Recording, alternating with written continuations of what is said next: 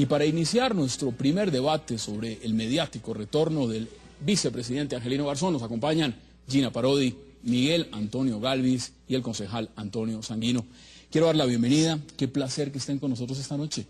Concejal Antonio Sanguino, bienvenido. Mire, él dice el vicepresidente, estar en las condiciones de cumplir todas sus funciones. ¿Cuáles son esas funciones? ¿Hacer oposición? Yo creo que, igual que ha dicho Gina, es una buena noticia la salud del vicepresidente. Creo que el país estaba esperando que él saliera, que diera muestras de que está en plenas facultades. Creo que enterró la comisión del Congreso que iba a constatar si estaba bien o mal. ¿Será? Para todos quedó claro de que está en sus plenas facultades mentales. Es que era absolutamente descrestador que se acordara de fechas exactas, ¿no? Y que hiciera gala de su memoria. Pero Angelino, o el vicepresidente, está haciendo lo que siempre él ha hecho.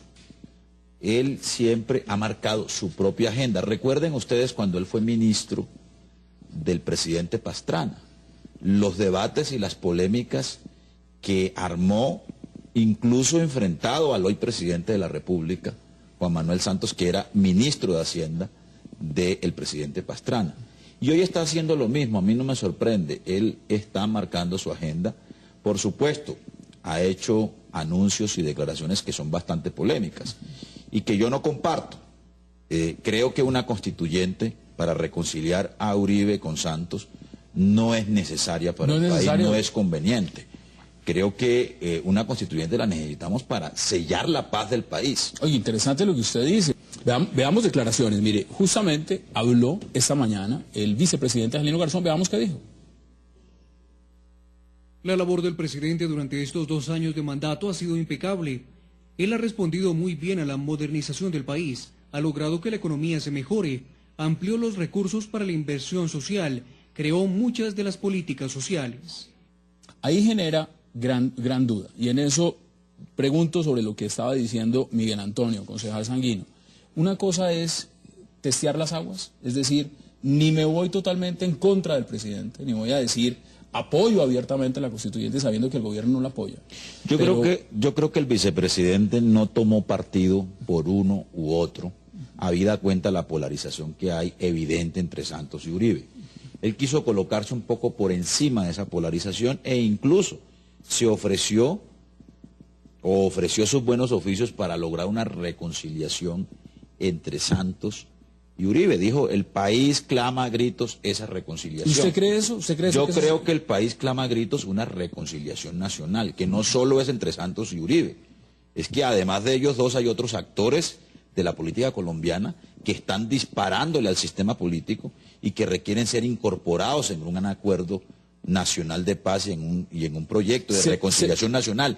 Y en ese sentido yo sí vería viable una constituyente como culminación de un gran proceso de reconciliación nacional y de un acuerdo de paz que, entre otras cosas, es la agenda que quiere jugar el presidente Santos a pesar del expresidente Uribe. Pero además pensemos en que, como dice Gina, ese proyecto termine exitosamente aprobado en el Congreso y se convoque una constituyente. Por muchos límites que le ponga el Congreso, una constituyente es un cuerpo soberano, puede ser un salto al vacío en unas circunstancias de polarización del país.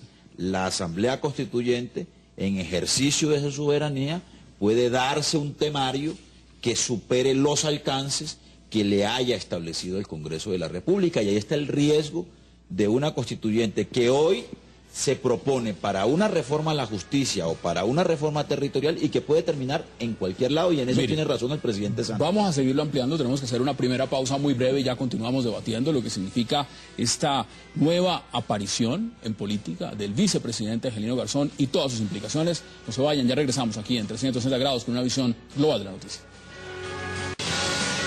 360 grados, una visión global de la noticia. Estamos viendo las imágenes del vicepresidente Angelino Garzón. Esta fue una de las primeras imágenes que vimos. Recién apareció en una catedral, ahora ya empezó a dar declaraciones a los medios. Y estamos debatiendo justamente las propuestas, lo que ha dicho el vicepresidente. Retomemos un poco. Miren, nos escribe Javier Guacaneme. Dice lo siguiente: pregúntele por favor a sus panelistas Si hoy muere o tiene incapacidad el presidente Santos, ¿está Angelino Garzón en capacidad de gobernar a Colombia? ¿Estaría usted tranquilo? Me quedo con Angelino. Se queda con Angelino. Lo vi en plenas facultades mentales y me quedo con Angelino. Mire, aquí está yendo ya en contra de la reforma pensional, la misma reforma que va a dedicar el ministro Rafael del Juego. Pero yo creo que, digamos, seguramente Angelino se ha sentido un poco aislado en el equipo del gobierno, seguramente por muchas circunstancias. Pero es que justamente el presidente invitó a Angelino como su fórmula vicepresidencial para que le pusiera un toque social, digamos, a la agenda del gobierno del presidente Santos. Y creo que en esa materia, en materia de diálogo social sobre temas como la salud, como la reforma pensional, etcétera, Angelino está cumpliendo el papel para el cual fue traído como fórmula del vicepresidente. Lo que no me gusta del vicepresidente es su pronunciamiento, digamos, que puede interpretarse como tomar partido del lado de Uribe, sobre todo, por ejemplo, en este caso específico de la constituyente. Mire, mientras usted está hablando, concejal, estamos viendo declaraciones también de lo que ha dicho el vicepresidente en otro marco. Mire, por ejemplo, dice, yo le pido a Dios que nunca le pase nada al presidente. No quisiera tener que reemplazarlo. El país necesita un hombre como Juan Manuel Santos. Mi tarea es ayudarle a cumplir su labor estos 2 años siguientes. Ya ha dicho claramente que va hasta el 2014. Sí, pero fíjate que entonces eso se contradice con la manera como interviene Angelino en una controversia, que es una controversia de marca mayor entre el presidente y el expresidente Uribe y sus parlamentarios, que es precisamente sobre la convocatoria de una Asamblea Nacional Constituyente. ¿Pero usted cree que ese es el tema de fondo realmente, o la división que hay en este momento, el enfrentamiento que hay, es mucho mayor? Es decir, acá hay un tema ideológico. Vemos un expresidente que se abanderó de la oposición en Colombia. Vemos un nuevo puro centro democrático. Vemos una tendencia, además, de muchos sectores que están empezando a apoyar y a hacer oposición. Pero si me permites una precisión, quien se abanderó de la oposición a Santos, desde el extremo de la derecha, es el expresidente Uribe, no es el vicepresidente Garzón, ¿no? Ahora, el vicepresidente Garzón quiere colocarse por encima de esa confrontación por no enemistarse con Uribe, ¿no? Y por no enemistarse con el uribismo. Yo creo que ahí se equivoca, porque creo que el vicepresidente en una circunstancia de esa naturaleza tiene que asumir, digamos, una conducta muy clara de respaldo a quien es, de quien es su fórmula, que es el presidente de la República. ¿Estás de acuerdo, Gina? Incluso, si me permites, termino la idea. Angelino es más cercano a Santos en una agenda de paz que de Uribe en una agenda de confrontación a la guerrilla. Veamos qué dice Navarro Wolf y les doy la palabra de inmediato. Nos preocupa la polarización exagerada que hay en Colombia. Aquí los que matan están ahí, los grupos armados están ahí, y es una polarización que se empieza a vislumbrar en los próximos meses en Colombia, que podría generar que Colombia vuelva a matar gente. Una polarización no es conveniente para Colombia. Polarización, ¿qué dicen ustedes? Que le haga caso a Petro en Bogotá, que no polarice Bogotá. Bueno, ya vamos a abordar Bogotá en cuestión de minutos. Le quiero decir lo siguiente, es que una cosa es la reunificación del partido de la U y otra cosa es la unidad nacional y la reconciliación del país. El país no se agota entre las dos fracciones del partido de la U, que es el santismo y el uribismo, ¿no? Esa unidad nacional no la ve usted muy... Mire, no estoy hablando de la unidad nacional que quiso hacer el presidente y que ha querido hacer el presidente a través de la Mesa de Unidad Nacional. Estoy hablando de un proyecto de reconciliación nacional que debe incorporar a todos los actores de la vida política del país, que nos ofrezca un escenario de una sociedad posconflicto, ¿no? Y ahí sí podría tener sentido, porque habría incluso un marco sobre el cual puede reunirse una asamblea constituyente, que es un gran acuerdo nacional de paz y de reconciliación. En ese escenario y en ese contexto sí es pertinente y sí es saludable una constituyente. Yo vuelvo y le insisto, porque me parece muy interesante lo que usted dice, pero hay varios sectores que dicen, ¿cómo no vamos a hablar de unidad nacional si es que en el Congreso, por lo menos, estamos hablando de un 90% de unidad nacional? Si estamos viendo la fragmentación de partidos políticos, ¿cuántos están en la oposición? ¿El 10%? El resto está enfrascado en una unidad nacional. Y si no hay unidad nacional en este momento representando un gobierno, ¿cuándo la va a ver? Si tiene mayoritariamente ese estricto sentido. Ahora, una bajísima popularidad, que es lo que está viendo el gobierno Santos, ¿o no es esa la perspectiva? Ustedes ven en este momento en el paquete, porque evidentemente lo que se está jugando también ya se empieza a cocinar, es una reelección del presidente Santos, si la va a buscar o no. El papel que juegue Angelino en esa fórmula, una llave que es indisoluble, va a ser fundamental. Brevemente, consejero. Pues yo creo que el presidente va a buscar la reelección y creo que va a buscar o a un Angelino o a alguien que se le parezca a Angelino para poder enviar, digamos, y consolidar un mensaje de unidad nacional que él ha querido enviar en estos 2 años de su gobierno. Brevemente, en 30 segundos para concluir. Vamos a hacer una pausa y al regreso entraremos a debatir lo que es Bogotá, su aniversario y, por supuesto, la gestión de gobierno que lleva el alcalde Gustavo Petro en el cumpleaños 474 de la ciudad de Bogotá. No se vayan, ya volvemos.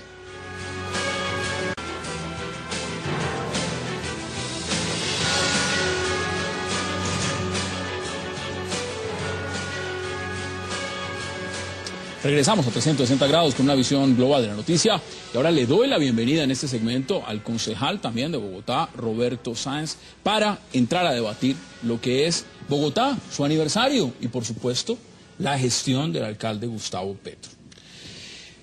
Concejal, ¿cómo ve usted? Bienvenido. Muchas gracias por la invitación. No, gracias a usted por aceptarla. Y muy contento de poder conversar aquí con Gina, con Antonio, con ustedes. ¿Cómo ve usted Bogotá? Yo creo que primero hablemos brevemente de Bogotá y luego entremos a mirar si se debe o no abordar el tema de Gustavo Petro. Muchos dicen que 7 meses es muy poco para hacer una evaluación, otros dicen que es tiempo suficiente. Pero ¿usted cómo ve la ciudad?